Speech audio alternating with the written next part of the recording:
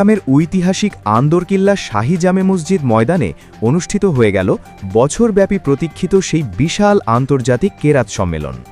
প্রতি বছরের ধারাবাহিকতায় এবারও বিশ্বের বিভিন্ন দেশ থেকে আসা খ্যাতিমান কারিগণের সুললিত কণ্ঠের কোরআন তেলাওয়াতে মুখরিত হয়ে ওঠে বন্দর নগরীর আকাশ বাতাস। হাজার হাজার কোরআনপ্রেমী মানুষের উপস্থিতিতে এই আধ্যাত্মিক সম্মেলনে বিশেষ আকর্ষণ হিসেবে পবিত্র কোরআন থেকে হৃদয়স্পর্শী তেলাওয়াত করেন তরুণ ও উদীয়মান হাফেজ কারি মাহফুজুল ইসলাম।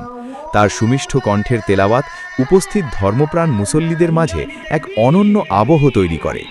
সম্মেলনের মূল আকর্ষণসমূহ: আন্তর্জাতিক উপস্থিতি, মিশর, তানজানিয়া এবং মধ্যপ্রাচ্যের বিভিন্ন দেশ থেকে আসা বিশ্বখ্যাত কারিগণের অংশগ্রহণ, উপচে পড়া ভিড়, চাটগাঁর বিভিন্ন প্রান্ত থেকে আসা তৌহিদি জনতার উপস্থিতিতে কানায় কানায় পূর্ণ ছিল মসজিদ ময়দান। হৃদয় জোড়ানো তেলাওয়াত, দেশি ও বিদেশি কারিগণের পর্যায়ক্রমে তেলাওয়াত অনুষ্ঠানকে এক ভিন্ন উচ্চতায় নিয়ে যায়। সম্মেলন শেষে দেশ ও জাতির কল্যাণে বিশেষ দোয়া ও মোনাজাত করা হয়। এই মাহফিল চট্টগ্রামের মানুষের কাছে কেবল একটি অনুষ্ঠান নয়, বরং প্রতি বছরের এক বিশেষ আবেগ ও ঐতিহ্যে পরিণত হয়েছে।